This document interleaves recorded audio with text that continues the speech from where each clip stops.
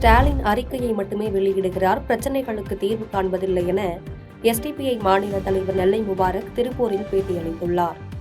திருப்பூர் கல்லூரி சாலையில் எஸ்டிபிஐ கட்சியின் மாநில பொதுக்குழு கூட்டம் மாநில தலைவர் நெல்லை முபாரக் தலைமையில் நடைபெற்றது.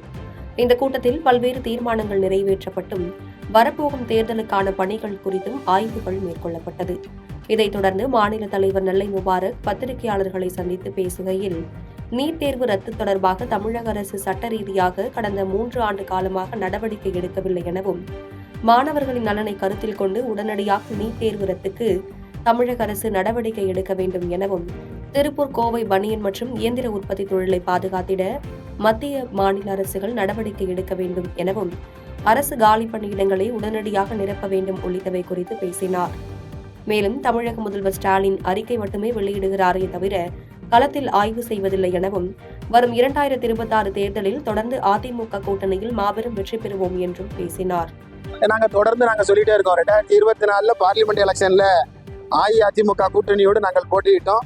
அதே போல வரவிருக்கிற 2026 தேர்தலையும் எஸ்டிபிஐ கட்சி அஇஅதிமுக கூட்டணியில போட்டியிட வேண்டும். அதோடு சேர்ந்து வெற்றிக்கான எல்லா திட்டமிடலையும் செயல்படுத்த வேண்டும் என்று சொல்லி வழிகாட்டுதலை வழங்கியிருக்கிறோம். பாதகம் செய்பவரை கண்டால் நாம் பயங்கொள்ளலாகாது பாப்பா, மோதி மிதித்து விடு பாப்பா, அவர் முகத்தில் உமிழ்ந்து விடு பாப்பா.